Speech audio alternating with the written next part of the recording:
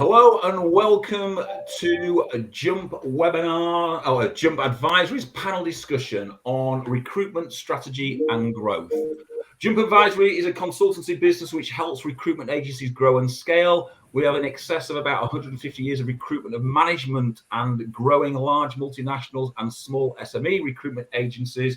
And we believe recruitment industry changes lives. And our purpose is to empower the world's recruitment leaders to succeed beyond their ambition and to reflect the best of the industry that changes lives. Today, we've got a panel of some really leading recruiters and some industry experts. So let me introduce you to the panel. Today, we've got Neil Carberry, who's the CEO of the Recruitment and Employment Confederation. They're the leading membership organisation in the UK for recruitment and staffing firms and individuals in the UK. So welcome, Neil. We've got Catherine King. Previously served as an international country manager in North America and Europe for Adecco since 2001. She's worked for people like Adecco, Hudson and Kelly's, and now runs her own executive search firm out of Detroit. Welcome, Catherine. We've got Jim Roach. For the last 18 years, he's been growing ARV Solutions down in Bristol, which specialise in construction, engineering and manufacturing market. Jim's an award-winning leading manager with the REC Business Leader of the Year 2021 award. We've got Hilary Roberts, the CEO and founder of HRC Recruitment, a leading recruitment business in Scotland for the last 27 years. She's won the Chairman's Award for Outstanding Contribution to Recruitment in Scotland. She's an expert in people strategy and practice in recruitment. We've also got Paul Jacobs, a well-known high-profile figure in recruitment. He's had over 44 years in the recruitment industry. So when you see Paul on screen, that's what 44 years looks like in recruitment. He's the ex-MD of Office Angels, a board member of Adecco, UK and Ireland. He was a chief talent executive for Hudson in the UK, Ireland and the Middle East. And he's a co-founder of Jump. We have Heather Sorway, who's ex-group HR director for Engage, who's a large multinational recruitment agency in the UK. She's an expert in people strategy, practice, recruitment, leadership, leading development, ER and employment law, and now a director at Jump. And there's myself as a chair today. I've just heard these people together, which is going to be quite interesting. Co-founder of Jump, ex-director of Computer People, Adecco IT, Evolution and Robert Half. I now help small recruitment agencies grow and scale and succeed on their planning. So between us, I think I counted up, we had over 220 years of recruitment management experience on this panel. So an extremely experienced panel. So I'm really looking forward to hearing some of the answers to some of the questions that I've got for them. So let's kick off first and foremost. As we kick off the new year, almost entering our third year of COVID, how has this changed your strategy planning for 2022? And what questions are you asking yourself now that you didn't ask yourself 3 years ago? And where do you see the challenges over the next 3 years? So let's open up with Neil. Neil. Well, thanks, Howard. Thanks for the invite to be here at the World Staffing Summit today, and great to see everybody. If we think about 2022, I think there's a cult in business that we've got to get on top of, and that cult is norm reversion. As in, we're going through a kind of an abnormal period, and when that abnormal period is over, we'll go back to something like what we've done before, maybe with just a little bit more digital in there. And I think as recruiters, if we're looking at the market we're dealing with and what clients want from us, I think the changes that are happening are much more fundamental than that. And, you know, if I have one message for any business, not just a recruitment business right now, about planning for 2022, is the bulk of the changes that have been driven by the last 2 years have not yet happened. We're getting inflation flowing through the economy this year. There's a lot there of clients having to change their business model and different options becoming onto the market for recruiters in what we do in terms of digital, how we handle our staff, what our offer is, how we reshape our offer. Fundamentally, my one bit of advice that's probably different from where we were a year ago or certainly 2 years ago is I think we're much closer to the blank sheet of paper and how our services will evolve than we have been before. So if people talk about getting back to normal, say no, we're not going back to normal. We need to find what the new normal is. And in doing that, we need to be bold about the value of the services we deliver as recruiters. Now, you're not going to get pushed around by job boards. We're not going to get pushed around by clients. We need to tell clients that the world has changed, and we've got to believe that ourselves. So node to norm reversion and lots of pride in what we do. And start with those two things in your business planning. There you go, Howard. That's my start for 10. So a great start for 10, Neil. Thank you very much for that. Catherine, I think you wanted to come in on that as well. Catherine King. Yes, thanks very much. Thank you for inviting me, Howard. It's wonderful to be here with all of you. So I spent many years in recruitment, as you said. I did a few years following recruitment in the security industry. So in the security industry, there is a very good practice to include emergency management plans in every business plan for every company. And I learned from that, and I think there's a bit of that needs to go into business planning in our industry, regardless of company size. You have to be prepared for the unexpected. And certainly the pandemic and the global effects of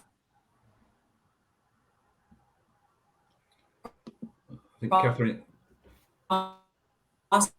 And yes, can you hear me? I think we just lost the last couple of seconds of that, Catherine. So if you want to just repeat the last couple of seconds, that'd be lovely. My apologies. My apologies. Okay. It's very spotty here. I was just saying that it's very important to include an element of an emergency management plan. And I think on that, when we listened to that, it was Catherine saying, implement an emergency planning. And I think obviously Catherine's broadband provider needs that emergency plan at the moment, because obviously they're not being able to hear from Catherine King at the moment. But Catherine will come in and out, and we'll come back to Catherine on that sort of thing. But what we're saying then is that's fine. I might try another computer. Go ahead. Okay, brilliant, Catherine. That's much appreciated. So what you're saying then, Neil, and what Catherine was saying is that a lot of the things that we're waiting to happen hasn't happened yet. And obviously what we should be thinking about is not living for today. We should be thinking about the future and planning for the future, and not just that most recruiters live for the jobs they have today to deliver them tomorrow. They need to be thinking about how they can get across to them in the future. So we start to bring that across then, if you had to list the three most important priorities to embrace and focus upon in 2022 for business leaders, what would they be, and does purpose still matter? Hilary Roberts, let's bring Hilary in there. Hilary, what's your view on that? Howard, thanks very much, and hi everybody. Really great to be here. I guess my first view is retaining great people is one of the fundamental big issues of 2022. The pace of business at the moment is so frantic that you can't have a fast company and have slow people. So keeping your great people is vital. There's no question the pandemic has taken its toll. People are reflecting on what's important to them in their work and more fundamentally in their lives. They're looking for flexibility. And I think purpose really matters, actually. And it's vital to consider that purpose is not just about simply what somebody does for a living. It's much, much more than that. People at the moment are leaving their jobs and considering leaving their jobs in droves. So I think leaders need to be considering how they can create a culture that people want to be, a part of. They need to take time to understand what their people are really looking for out of their lives and out of their jobs. And they need to also invest in their people managers and give them the support, the skills, the time and the space to understand what their teams and their people are looking for. And they need to react really quickly and adapt accordingly. I think also, another issue that I think is really important is still that issue of health and well-being. We've talked a lot about it in the last 2 years, but actually as the result of burnout, as the result of pandemic, burnout is a huge issue now. And there's a YouGov poll that's out at the moment saying 1/3 of the workforce is considering leaving their roles because of mental health issues. So I think we need to build resilience in our teams going forward. I also think that ensuring it ties into what Neil was talking about. We need to ensure that our workforce is skilled for the future. It's really clear that what works today won't work for the future. IT and tech developments are, frankly, they're on steroids at the moment. And there's the feeling that AI in the world of executive search will be like the invention of the tractor as it was for farmers in the olden days. The job will be the same, but the way we'll do it will be really different. So I think tech will fundamentally change almost every job that we do. And I think as business leaders in the recruitment industry, we really need to understand what skills people will need. And we need to think about how we adapt our businesses accordingly. Interesting view there. Heather, I think you wanted to come in on that one as well and have a sort of a comment on that. Yeah, I do. I agree, Hilary, with a lot of the things that you're saying. And I think purpose is more important now than it's ever been.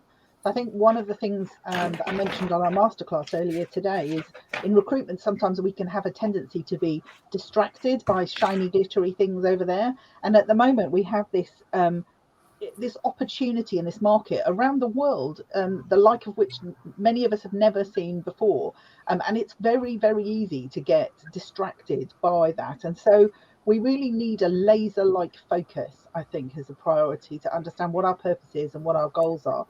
And to not allow ourselves to get distracted. Tim Cook, who worked at the Engagement, had a great quote, which is, we should not confuse the opportunity with the ability to execute on that opportunity. And sometimes I think we forget that. And I think that's really important priority for us. The other one, again, Hilary, I agree with you on this, is change and equipping people in our organisations to handle change. The pace of change it's always been pretty fast in my 20 years in recruitment, but it's increasing. And as Neil says, we're never going back to the way things were before. And we have to prepare our staff to deal with that constant change. How do we equip them with the tools to be able to do that and the skills to be able to do that and take the team with them on that journey of change? Which links to the third one, really, which is about creating a culture of inclusion. If we can create a culture where everybody is included, which links to a million other advantages about diversity and equity and all of those things, but creating a culture of inclusion really enables us to people in our organisations to be able to innovate, to confidently talk to us about change and adaptation. So for me, inclusion is the other big priority for many, many different facets. So what you're both saying there is that you can't really, as a recruitment leader, afford to be a Luddite when you start to look at your strategy. Yes, your absolutely strategy not. Nicely encapsulated, Howard. It has to have purpose. And we're not talking revolution, Hilary. What we're talking is evolution of our systems and our people. And that's about the change, what's happening. That's including the inclusion of people across all the board to make sure we have the right workforce, that is a balanced workforce that we can deliver back out to our clients. We have a question in from Leo, which I will sort of push towards the end, and we'll come back to Leo and answer that question. So I will push that towards the end. So I've made a mark note of it, so I have got it there. What I want to look at and move on to those, we'll talk about that. Across the globe, the recruitment market is really booming. And we all know it's a candidate shy market and requirement rich, and everyone's sort of struggling to find candidates. How has this sort of changed recruitment leaders' focus? And should an agent be client-led or candidate-led? And if that is the case, then is this the death of 360 recruitment as we know it? Catherine, you've changed rooms now, so do you want to sort of come back in and try and answer that question with the internet? Yes, thank you for your patience for those of us across the pond here. I think, it's interesting that candidate shy in our world, and I'm in the world of executive recruitment, the two designations are hardly separate. Both our clients often become our candidates and vice versa. So it just depends on the level or the spectrum of the industry that you inhabit in the recruitment world. So if you're in a world where the candidate is sought after and is indeed a job seeker, that's a very different type of engagement than the type of engagement where you are seeking out people who are already employed, happy in their roles, and essentially luring them away to go to another better opportunity, because that's really the world that I'm in the recruitment market. And so that particular area of the recruitment market is always candidate shy. So we're always on the hunt, if you will, for good talent. So, PJ, you've always got something to say on that, Paul Jacobs, because you are a real advocate of what's happening, the change in the marketplace. Talk about your views on that question. Well, I mean, look, for a very long time now, I've been an advocate of changing the standard 360-degree recruitment model. as you mentioned earlier, Howard, I've been in the industry for a very long time now, and I've been around since horse-drawn carriages and gas lamps, as I think you constantly joke. And the truth is that when I started back in the 70s, our market was very candidate-led. I wasn't taught to fill jobs. I was taught to place great candidates in great jobs. That was very much the way we worked. And it's amusing to think now that in the 70s, I was taught to sit with a candidate next to me in my office and try and arrange 3 interviews for them before they left the building. And I mean, in those days, we were placing north of 25, 30 candidates a month in jobs. I mean, if only we could have those days back again. The interesting thing about that point is that when I look forward, when I look at where we are today, is the market significantly different from then? And I think the answer is it's not. We are very much now focused on the candidate being the king or the queen. We have to make sure that when we find great talent, we market that talent into our particular sectors. And I've really long held the view that we ought to look at revising our 360-degree recruitment model. A lot of my clients are now very much looking at how they split out and divide the role of the 360-degree recruiter. Should we be bringing in candidate managers? We've definitely got resources in our industry sector, of course, but consultants perhaps just looking at getting interviews arranged for candidates, but also having BD and account management people, and as I've already specified, candidate managers, people holding the hands of candidates through the interview process, getting them through the resignation process, onboarding them into their new roles and so forth. It's very hard, and it always has been, to find individuals that can do all of those things to a higher degree of proficiency. So I think it's that Ford Model T situation that we sometimes make reference to.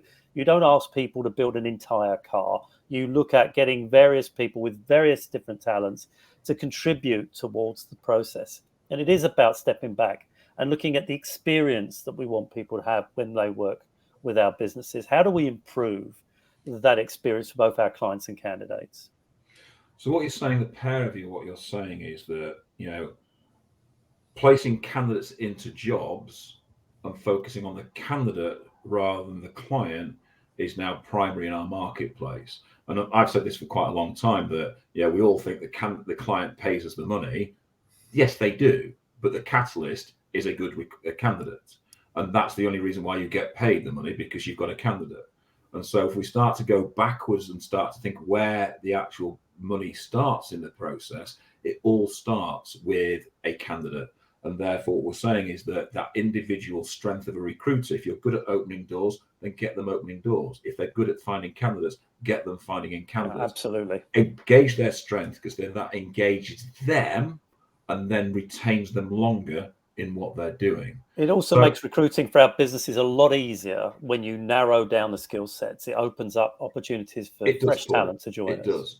So what we're saying is about retention. I'm going to come back to that, Catherine, in a minute. It's all about retention.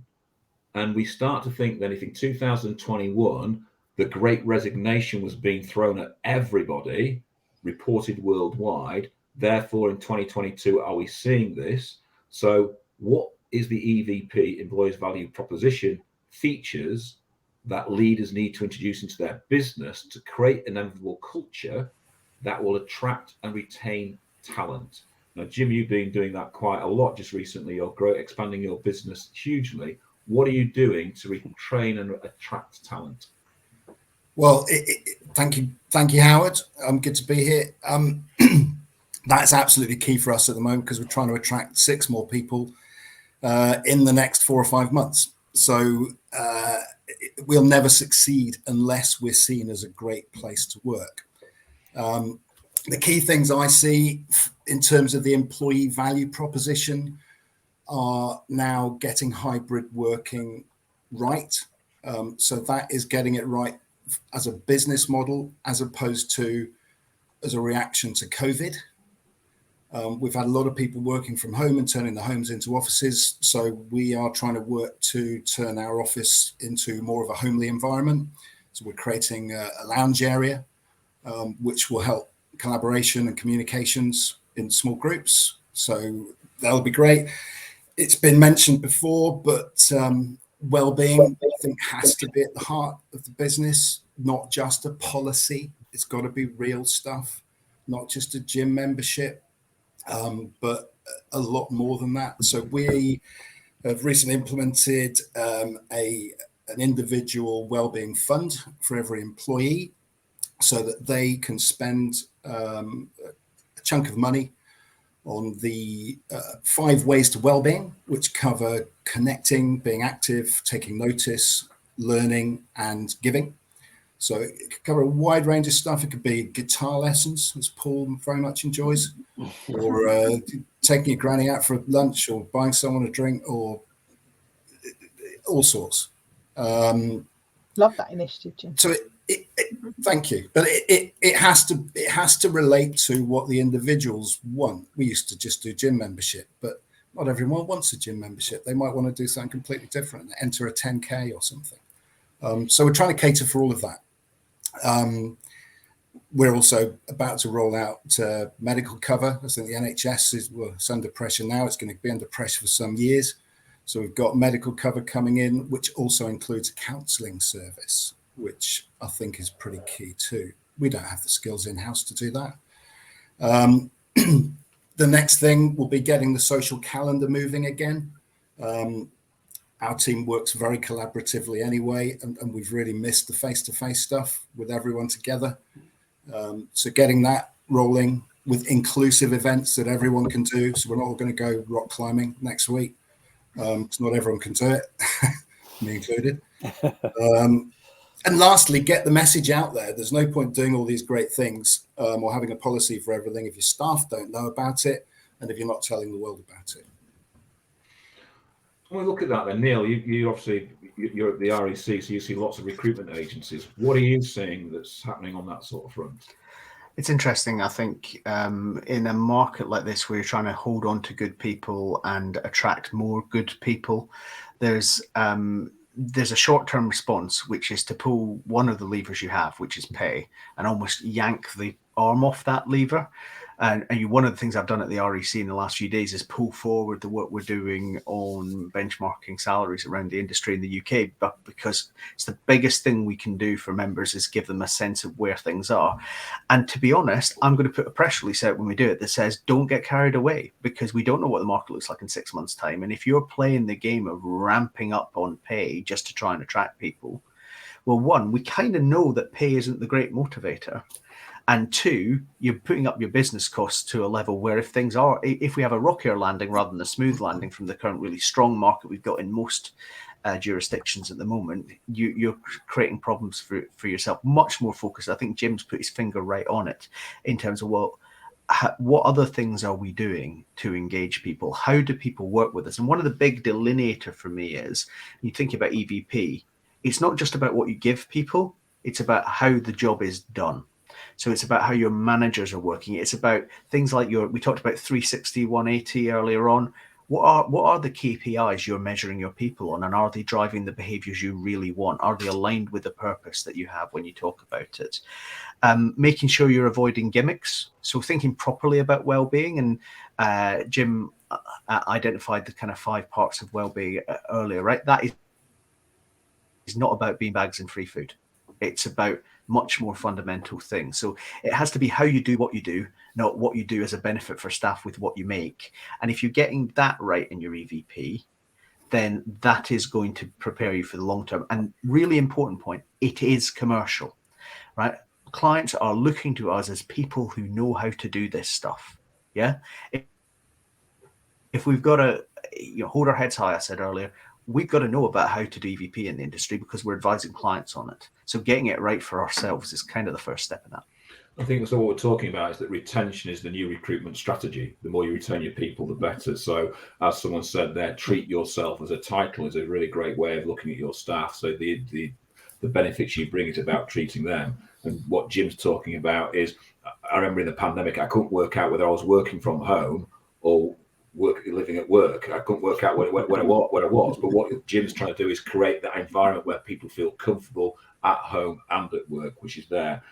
And what you're saying, Neil, is that pay isn't the great motivator as it used to be. It's all the other little things. And the biggest thing is how you are treated by your management team, etc., how they make you feel in the business. And I always think that how you make you feel is really important. Do you make you feel more important, or do you make people feel less important? And the more less important you're made to feel, the more you're likely to disappear through the exit door, which is what we don't want at all from there.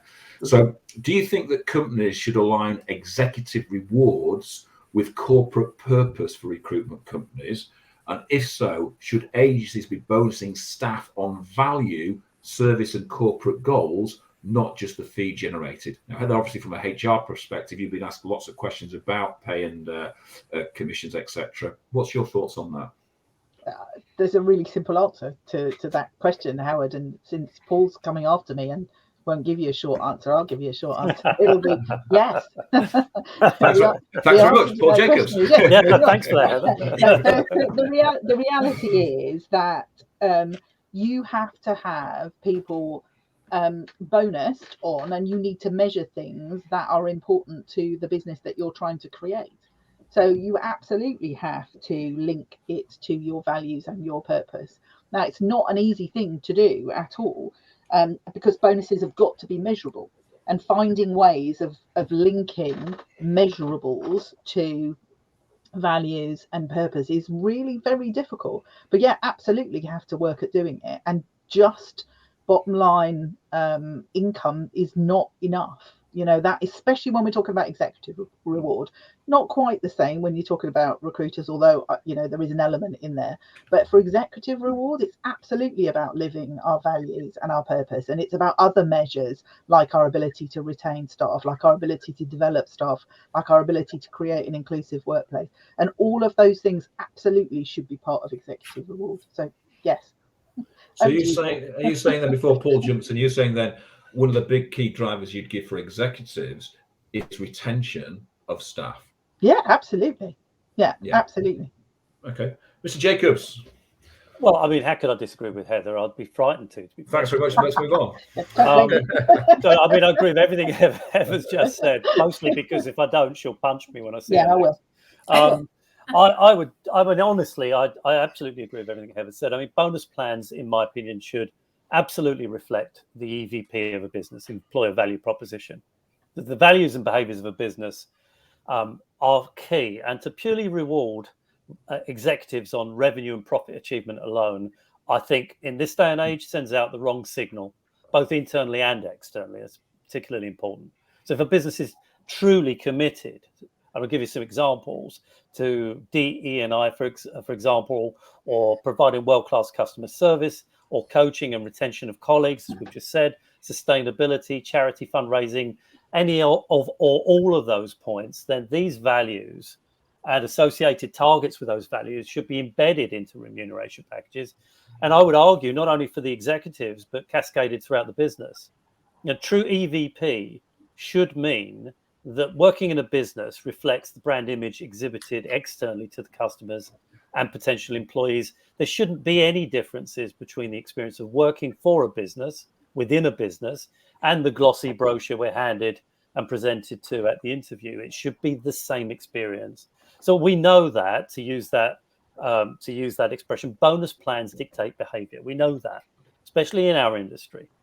But if businesses wish to be identified as responsible entities, and our clients now look at us for that from that particular perspective, then the reward system must reflect the values that are expounded to shareholders and stakeholders and clients externally. Otherwise, it's a fake persona.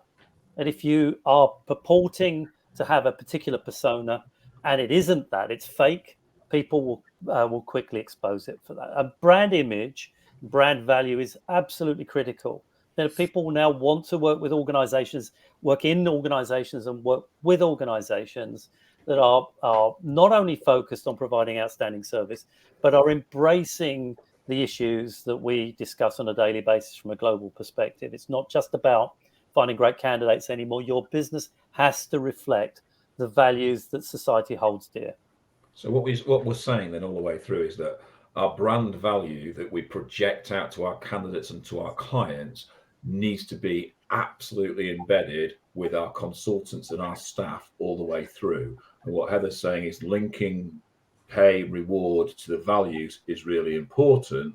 and we must live our values, because that will start to help retention. And what you said there, EVP must match reality. What we can't afford is what you said there is a fake persona of look how good we are, and then you have then deliver something completely different to us. And I've seen that in recruitment for a long time. So things do change, but that fake persona is absolutely right. We need to start to think of how the perception from the outside world of our business, what that looks like, and then how we reflect it back out to everybody, including our staff. So we think post-COVID, one of the things that will help our business on those things is technology. So what technology should recruitment leaders be budgeting to purchase and integrate into their business that provide colleagues with immensely valuable time to exercise the more innate human skills to develop consultative relationships with clients and candidates? So the question is, what have we started to implement that significantly impacted the business performance? Now, I know, Hilary, you've been going through a big technical change at the moment. What things have you started to introduce to your company that will help aid consultants and bring time back to them? Okay, for anybody who knows me well, you'll know that when it comes to my understanding of tech, I'm not naturally in my comfort zone, so bear with me as we go here. However, when the pandemic hit, I realised that what we needed to do was we needed to use our resources much more efficiently and deliver the best service possible to our customers, both externally and internally. So we have probably spent as a business more money in the last and more resource in the last 2 years than we've done the last 10 on tech stuff. So I guess what I would like to do is start by answering what we've done rather than where we go forward. I can give a wee bit of insight into that. But what we've done is we obviously went through the same as everybody else, and we set up everybody to work remotely. And with the adoption of soft console telephony, with the adoption of Jabra Bluetooth headsets, and what this has given us is it's given our team the ability to work absolutely anywhere. It doesn't matter whether they're working at home or whether they're working in the office. Actually, they could be working in Italy and it wouldn't make any difference to us. So that's been a big win for us. But the biggest wins probably have been the adoption of video interviewing technology. So we've now got a dedicated and secure online interview platform. And that's actually worked really, really well for our candidates and our clients. That's a real added value service. We also brought on a completely new CRM system, which has specifically targeting our temp business, actually. And we worked out, it's probably allowed each consultant who's working on a temp desk approximately an additional 8 hours of time spent on candidate and clients.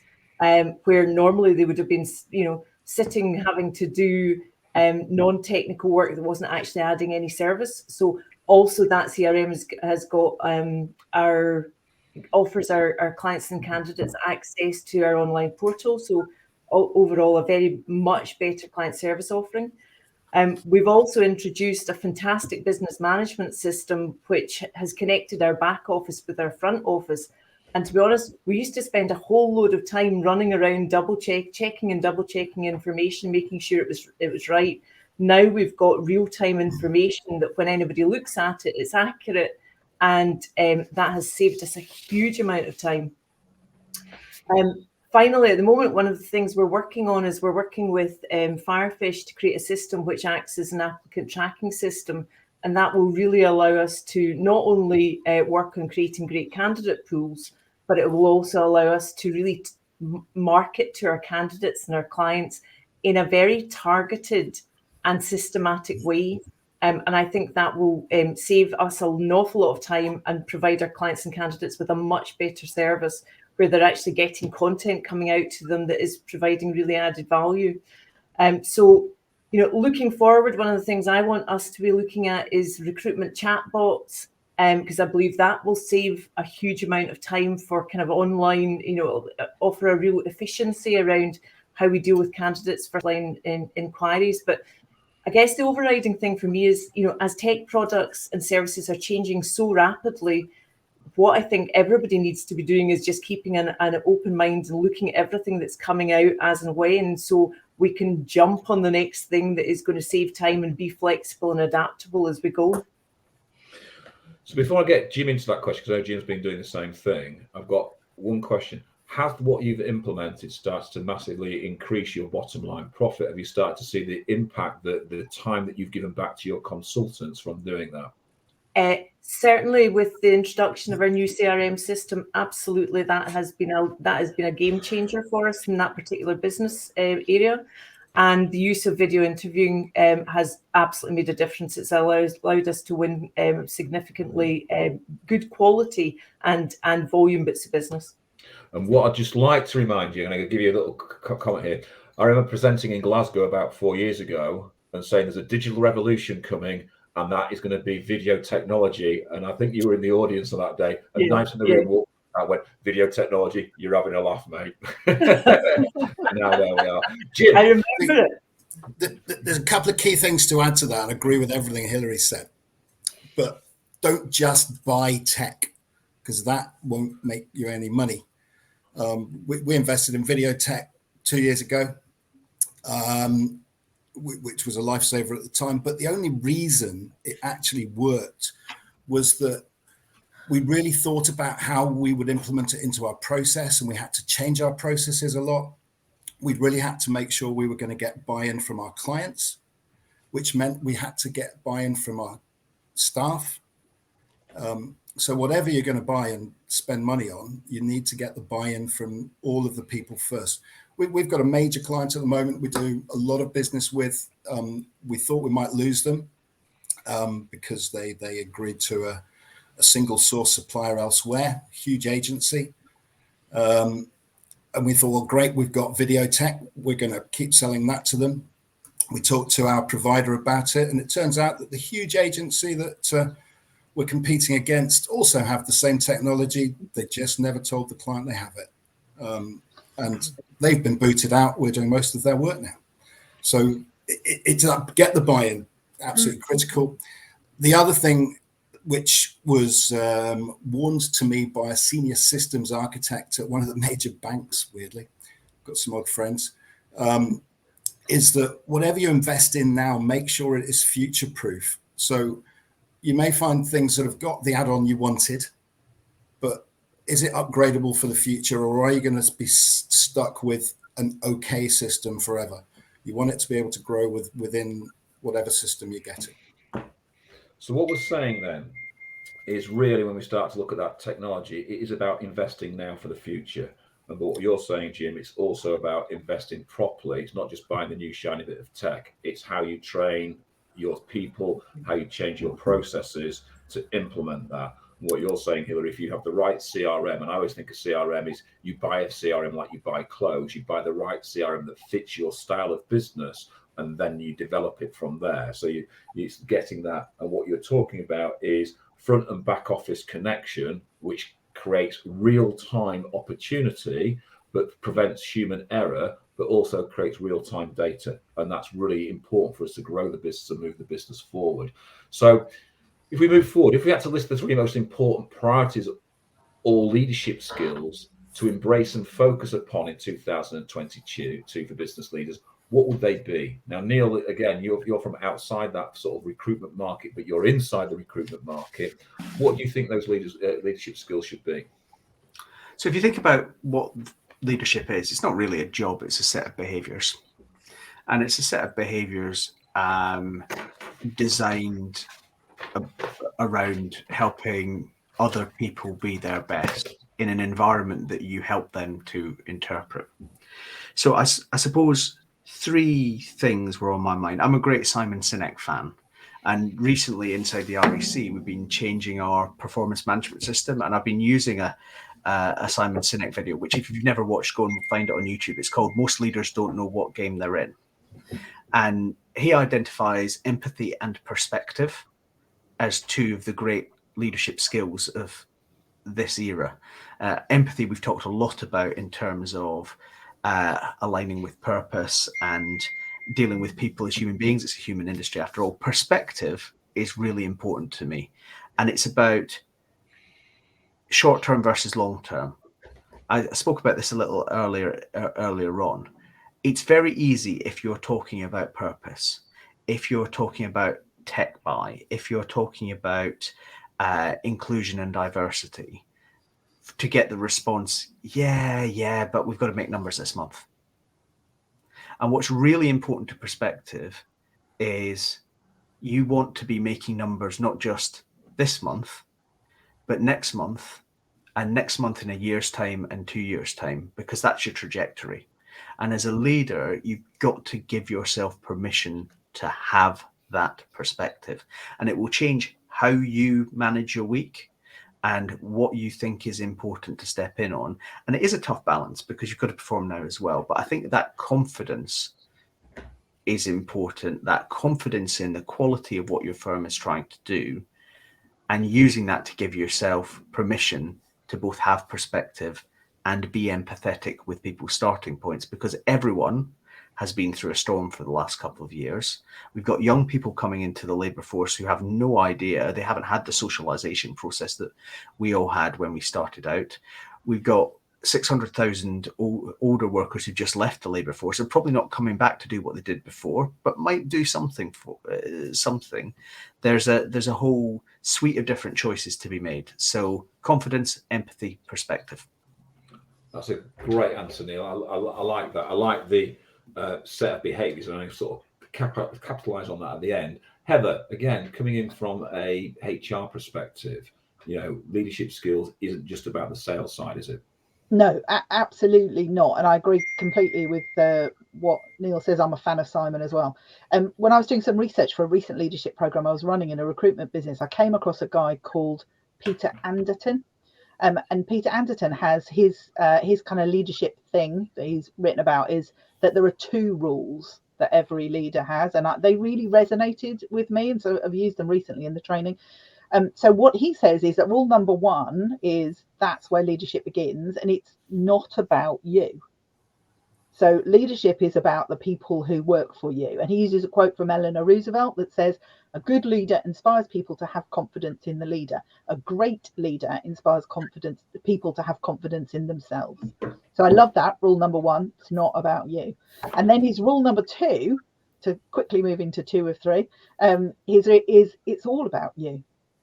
And which is a really nice way of talking about this, because as a leader, you've got to look at yourself and you've got to look at your behaviors and your thinking and your values and how they feed into your leadership, because it's only you that can change to get a different response from the people around you. And I just love that 2 rules piece. So that's 2 of them. And then the third one, as you'd expect, sorry to be predictable, but it's inclusion.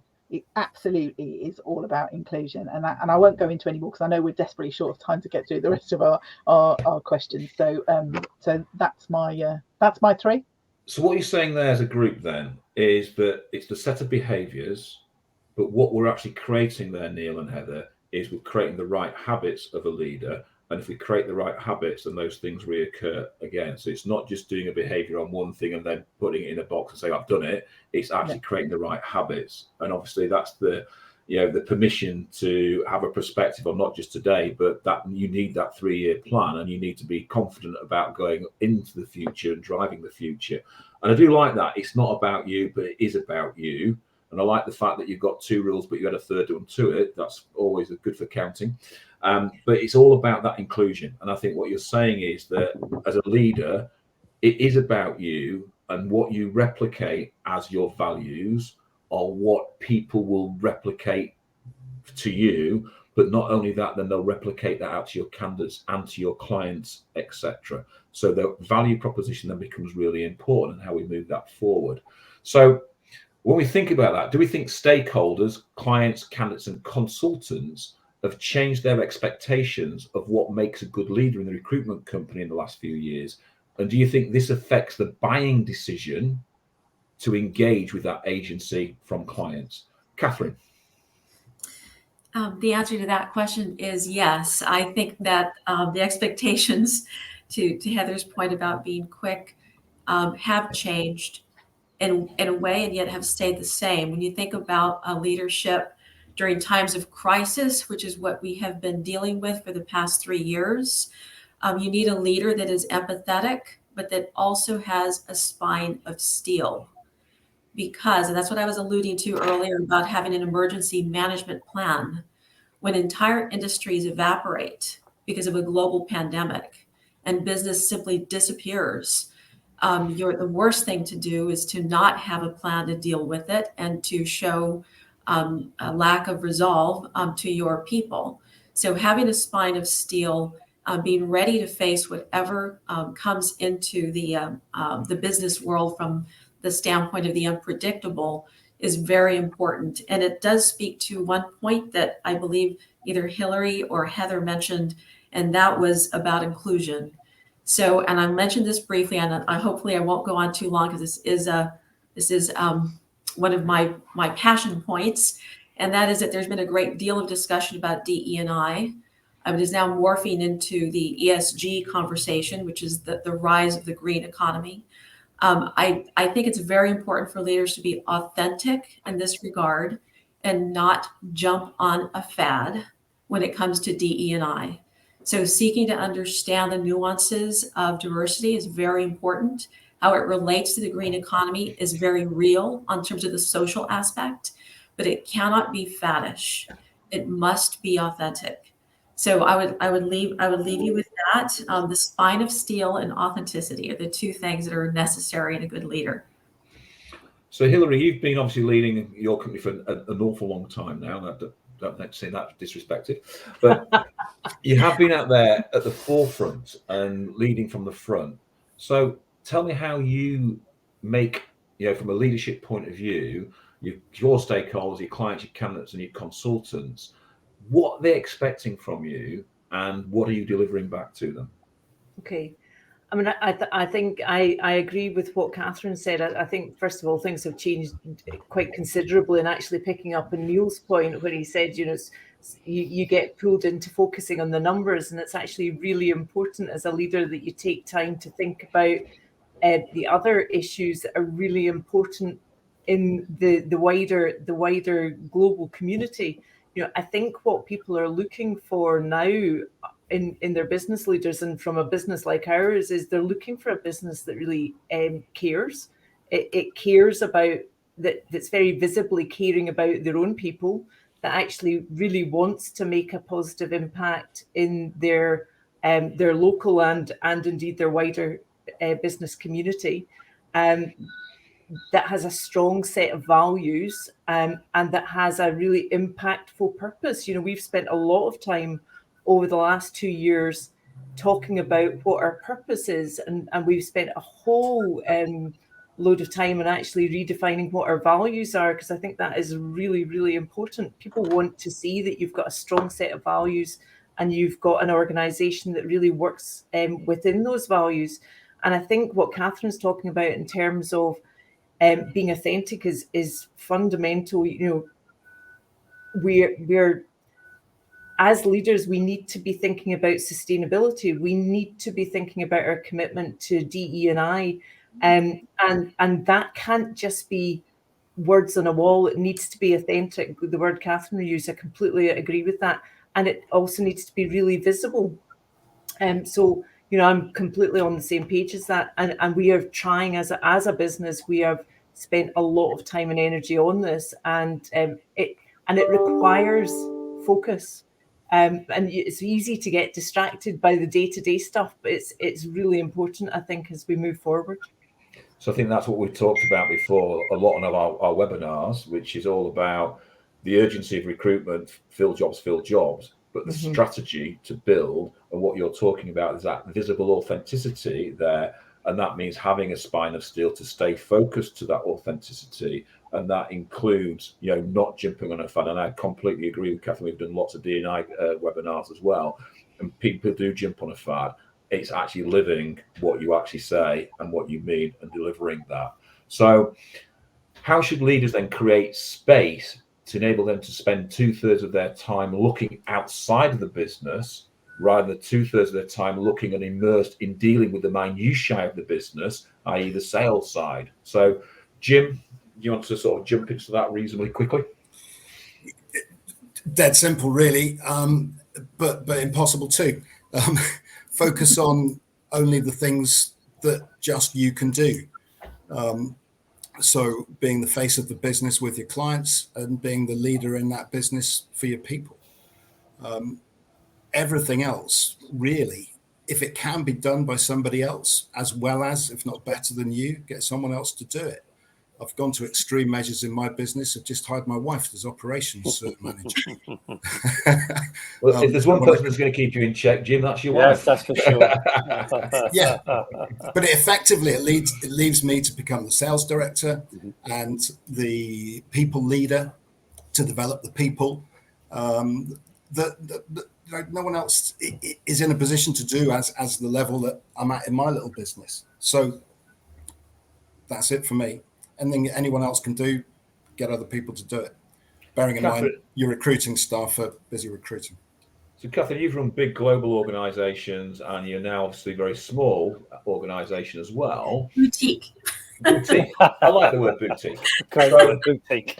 Nice. Talk to me about that, and talk to me about how you spend 2/3 of your time. Because obviously, at big organisations, it's very different because you're not dealing with the day-to-day selling. So you can spend 2/3 of your time looking outside. But when it's in the business and you're really involved in it, how do you deal with that? Certainly just a brief call out to Adecco. One of the funnest times I ever had in my entire career was in the UK at Adecco. Absolutely loved it. And Paul was a colleague of mine there as well. We had a wonderful time. But the struggles of time management at a CEO level for a multi-billion-dollar global organization are equally challenging, if not more so, for a smaller organization. So there's a word that I cannot recall. Just struggle to think of the word when someone's asking you to do something and you're just struggling. The word is no. The word is no. Is learning how to say no. And then the final point there is that one of my favorite leaders historically as a CEO is Jack Welch from General Electric. And he had a famous time management scheme of looking at his direct reports' diaries every day. And if they had more meetings that were internal versus external, he would call them out. So I've tried to live by that practice myself by looking at my diary and making sure I have a color coding system. And green is external. So my diary should be colored with more external meetings than internal. So that's just the way. The word no is very important. That's it. So I think what we're saying then, I think with rounding that up, is that what Jim's talking about is that delegation to people who have got better strengths than you. And we said this morning on a different thing today on the that we did at 12 o'clock, that you leaders have a certain strength. They also have huge weaknesses as well. So employ people that can actually fill that gap, that have better strengths than you, and therefore you get a stronger thing. What you're saying, Catherine, is one thing that I use all the time. If you're going to say yes to something, you need to say no to something else. So what are you saying no to? Because too many leaders say yes to everything, and it just, the pressure mounts and mounts, and you can't deliver. So it is about saying no. And I do love that Jack Welch comment about 2/3 of your time spent outside looking at external companies and what they're doing rather than looking internally. So then, as a leader, it's important that we are fit to lead. And obviously the pressure over the last 18 months has taken a toll on many leaders. At Jump, we've seen a huge swing in mentoring and leaders for managers. We've seen lots of people come to us and asking us advice because they're now finding out that they need help to do that. So do you think leaders should engage with trusted advisors or mentors to help their support their business? And if so, why? So a quick answer, Mr. Jacobs, would be? Okay. Well, of course, yes. I mean, obviously. That's enough. I mean, as you know, I mean, I am a professional business coach and mentor, and I believe it's critically important to identify a mentor who you can trust with your deepest thoughts and concerns. And that's to enable you to offload to somebody who can provide wise counsel, well-traveled and earned knowledge and expertise. So why would you wish to walk into situations and challenges unprepared because the experience is new to you? It doesn't make any sense. I mean, the old adage, you don't know what you don't know. And an experienced mentor will support and guide you to make well-considered and researched decisions, but most importantly, will assist you to anticipate future developments and make proactive plans to ensure that catastrophic mistakes are avoided. And importantly, that the business is steered safely through uncharted waters. And we've had a few of those recently. So for me, it's an essential need. But it's another point here that mentees need to be open to learning, have to be sort of humble with their approach, have a good attitude to embrace change. Because it's absolutely pointless to engage a mentor and then ignore the advice that they provide if you're entrenched in your own existing attitudes and behaviors. Doesn't always mean the mentor is always correct, but I think that the collaborative outcome of working with somebody you trust is most likely to give you a better position rather than as a leader taking a position in isolation. So I believe leaders need a trusted advisor, as it's really not appropriate to discuss sensitive information or personal concerns with peer groups or colleagues. We also, as you guys know, we also provide mentoring to what we term rising stars. So succession planning, looking throughout the business at other people that work in an organization to give them the kind of support they need, because it's vital for sustaining good mental health and unquestionably beneficial for a balanced, ambitious business. One last point I'll make here is that in the Fortune 500 companies that were recently asked about mentoring, 71% said that they had a mentoring program, and 75% of executives credit their mentors for their success. So I think unquestionably, yes, mentoring is an essential ingredient for forward-thinking businesses. So let's flip that on its head and let's go to Hilary, because obviously you're using a mentor. Talk to us about the impact that that's had on your business. Oh, I have to say, I think it's absolutely vital. I think the last 2 years would have been made much, much more difficult had I not had a go-to person, or people actually that I could pick the phone up to or have a Zoom call with and go, oh, I'm facing a situation. I have no idea what to do. I think the position of a leader is, people talk about it being really lonely. It doesn't matter how good your team are. There's certain things as Paul said, you can't take to your team that if you need somebody that you can go and talk to and bounce ideas off. I think, getting somebody that you trust is fundamental. I think that's really important. Getting somebody that you can actually, get on with on a really personal basis is also really important. Look for somebody who's got way more experience than you have. If you're looking for a mentor, make sure you think about what you're looking for from that mentor. I think that's one of the things I've learned. But there is no question, having a mentor has made one huge difference to me.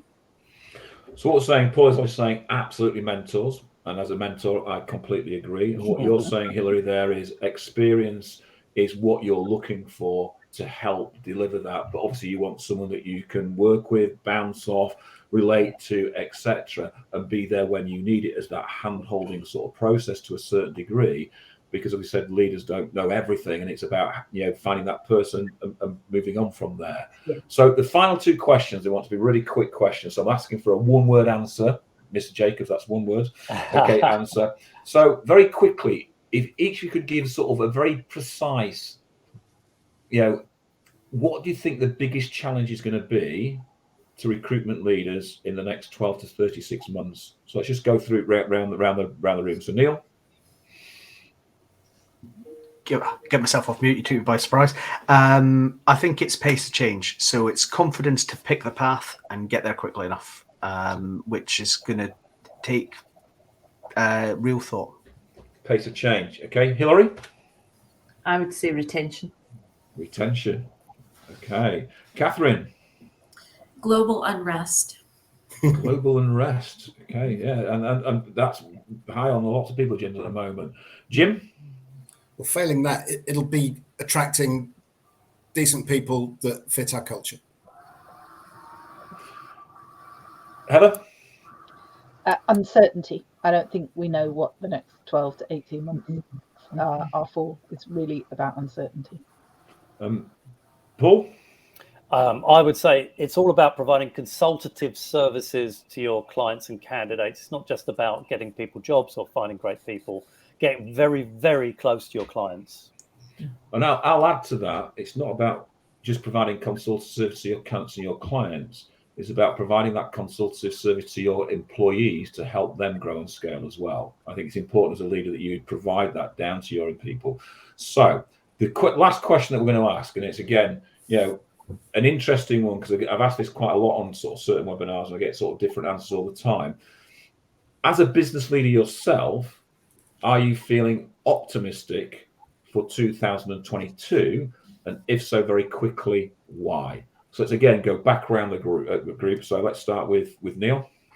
I think yes, on balance, I think it's a high risk, high reward kind of year, as you've heard as we've gone around. For me, I think don't expect this kind of market to persist through the year, so plan for that to happen, that to slow down. Brilliant, Catherine. Yes, and it's all about the team that we have in place in our company. We're seeing early success in this year, and we've met our Q1 goal in month 1. So yes. Good. Okay. Hilary.